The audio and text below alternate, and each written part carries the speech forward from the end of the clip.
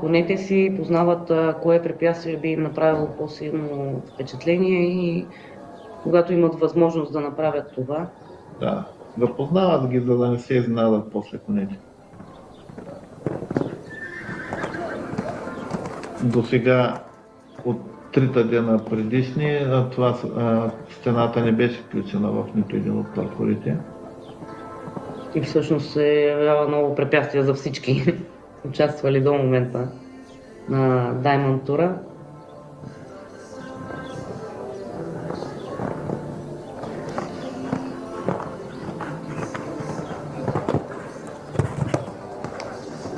Добре се справят до тук Елиза и Юпитер. И добре се движат в паркура. Няма проблем с стената. Категорично.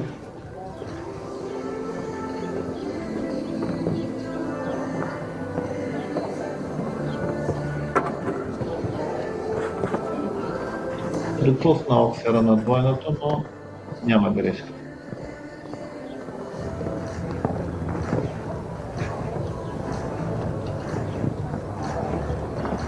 Много добре изпълни и четвъртия маха тук. Последно оксер. И че паркур за Елиза с Юпитер. Четвъртия участник в паража. Браво на Елиза. Страхотен паркур.